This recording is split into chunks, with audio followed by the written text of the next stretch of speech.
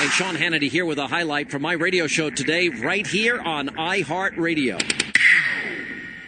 This is the Sean Hannity Show. That there is no doubt here that chemical weapons were used on a massive scale on August 21st outside of Damascus. There is also very little doubt, and should be no doubt, for anyone who approaches this logically, that the Syrian regime is responsible for the use of chemical weapons on August 21st outside of Damascus. We have established with a high degree of confidence that the Syrian regime has used chemical weapons already in this conflict. We have made clear that it is our firm assessment that the Syrian regime has maintained control of the stockpile of chemical weapons in Syria throughout this conflict. It is also the case that the Syrian regime has the rocket capacity to deliver the chemical weapons as they were delivered with repugnant results on August 21st outside of Damascus. So the deliberations that are taking place now and the options that are being considered by the President and his national security team are not around the question of whether or not chemical weapons were used in Syria on a significant scale, causing mass death and injury to innocent civilians, to women and children. It is not around the question of whether or not the Syrian regime is responsible. It's around the question of what is the appropriate response to this clear violation of international law. I'm saying the standard in 2007 to candidate Obama was an actual or imminent threat to the nation. Do you believe that exists right now, an actual or imminent threat to the United States? I believe that absolutely allowing the use of chemical weapons on a significant scale to take place without a response would present a significant challenge to or threat to the United States' national security interests. Not just our allies in the region, but to the United States. Thank you. All right, there you hear the very latest from the White House as now things have ratcheted up to a very high level as both Syria and Iran are threatening that any first strike on Syria by the U.S. will result in a first strike on Israel. Now, the administration seems to have painted themselves a little bit into a corner. You've got warplanes beginning to arrive in Cyprus. You've got armed forces making contingency plan. We've got 4 warships now in the Mediterranean. The White House says this is not for regime change. Then what's the point? You've got Great Britain involved. You got France is ready to, quote, punish Syria. Then we've got very bizarre reporting going on in the UK Telegraph. Evidence that Assad used chemical weapons is slim at best, they're saying. Nobody knows, was it nerve gas, sarin gas, mustard gas? Nobody knows. On top of that, al-Qaeda is vowing retaliation for Assad's attacks. What would it be like even if they got, in this case, what if they did get Assad himself?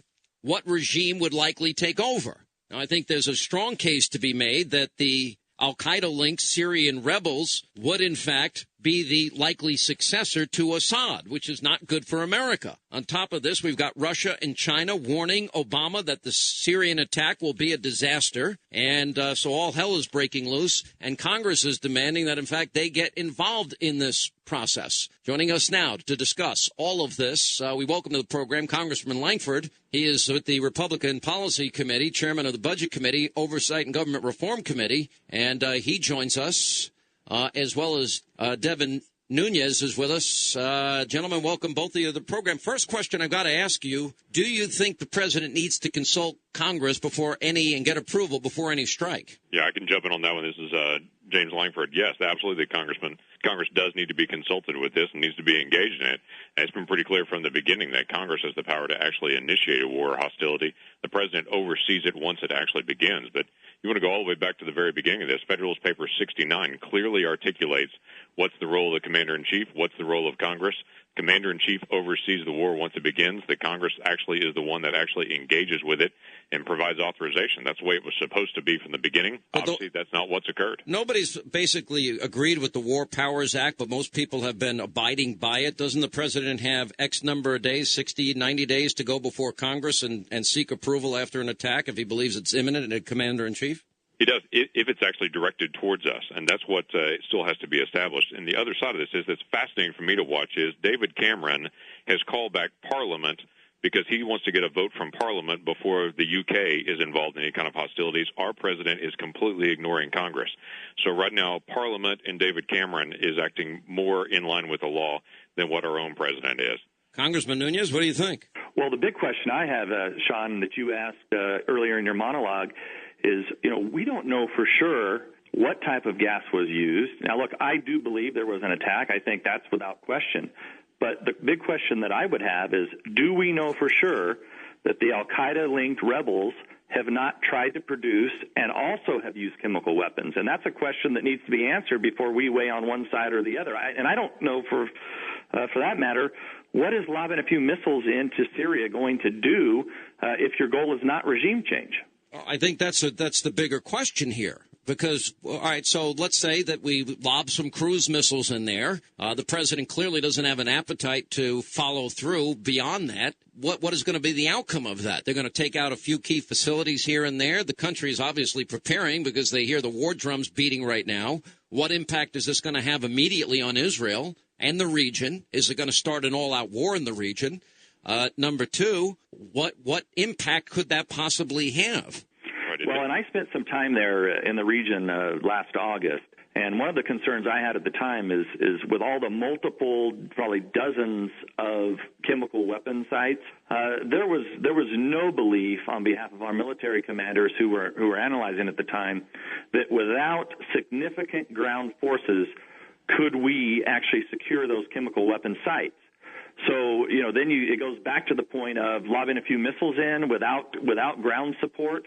You're not going to go for regime change, then what exactly is it that you're doing? So I do believe that Congress needs to have significant involvement in this decision. Yeah, I think one of the questions I'd like to have an answer to, Congressman Lankford, is, okay, what happens if we are, quote, successful? What are the odds that, just like in the case of the Arab Spring, there were a few of us that predicted that, in fact, the Muslim Brotherhood would be the likely successor to Mubarak, and it turned out to be true.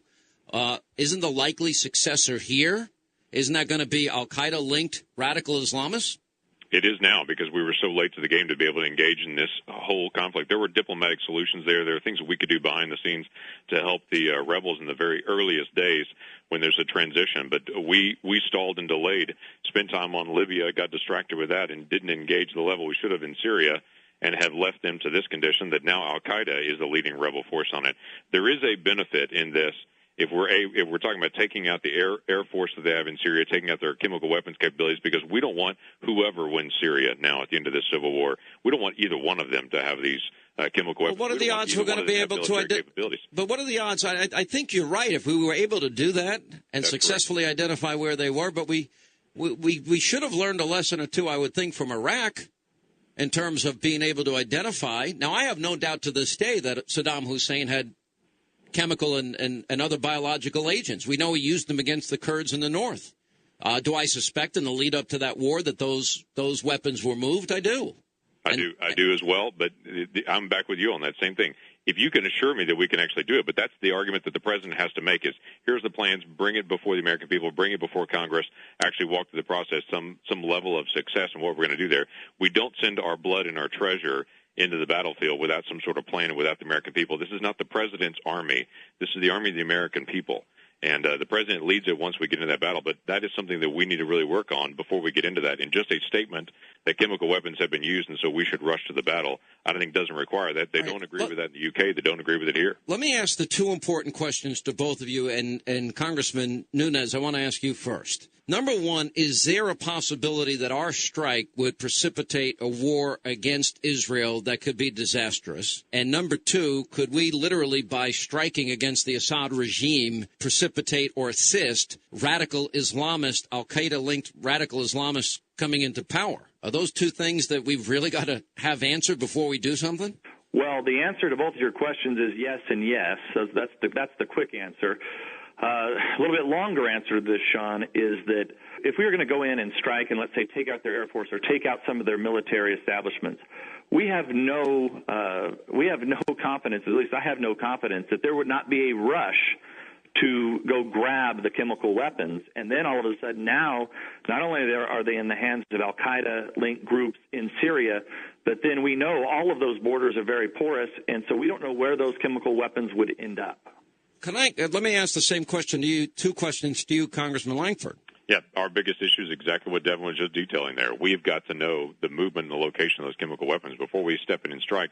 When we strike it, what happens when we strike it? Can we secure those weapons? We watched when everything that happened in Libya, all these shoulder-fired missiles that they had in the Libyan military go out into the black market and be scattered around the world. We don't want terrorists. We don't want al-Qaeda to end up with these chemical weapons. There is a national security interest, but they've got to be able to bring this here and determine how is this going to be solved, what's going to be done, and they're not at that point. Wait, that's like a needle in a haystack, to identify their location. But let's say we're lucky enough and we think we have enough intelligence on the ground that suggests exactly where they are. They've got to be somewhere near populated areas, so we're going to blow up a whole stockpile of chemical and biological agents. In a populated area. What is the fallout of that going to be? That's exactly right, and that's what the president's got to be able to come back and be able to establish, because I'm not convinced that we're there at that point, and we're not just making a bad situation even worse. We've stalled, delayed. The president and the State Department has so botched this from the beginning. We've had such a difficult time actually trying to figure out what to do on it. We don't have a clear American vision of what needs to be done, and they haven't clearly articulated what is the national interest and how do we make this better with our engagement. This is a red line that the president created, and now the American people are having to cash the check that he wrote. Well, I think this is an important point, not one that the media's paid attention to. We've got 100,000 Syrians have already died. This is a 30-month civil war. And literally, we had an opportunity early on when there initially was more secular, pro-American Syrian opposition. They've now been pushed aside by the jihadist elements. Because we didn't help them in the very beginning. Yeah. There is a national interest, again, when we come back to it. We want to make sure those chemical weapons don't get to us, don't want to fall in the hands of al-Qaeda. Obviously, Israel is our key ally in the Middle East. They're right next to Syria. There are key issues and relationships there, but it's got to be done. It's got to be done right, and it can't be just because I made some promise and so I've got to keep it. It's got to be in our national interest and done well. Would either one of you at this point in time, if a vote came before Congress based on the information we have now, the threat from Iran, the threat from Syria, both of them towards Israel, world condemnation from Russia and China, would either one of you vote to approve an attack? Would you authorize let me ask the question another way. Would you authorize the use of force for the president at this point? At this point, Sean, I would not, and I would, and let me just say that I'm not against it. I mean, I think these weapons are dangerous and they could get in the wrong hands. But this is, as Mr. Lankford said, let's not forget that this is the administration that, at the outbreak of this civil war almost 3 years ago, this was still the administration where many people at the highest levels had the belief that Assad was a reformer and that somehow by talking to Assad that they could get him to step down somehow.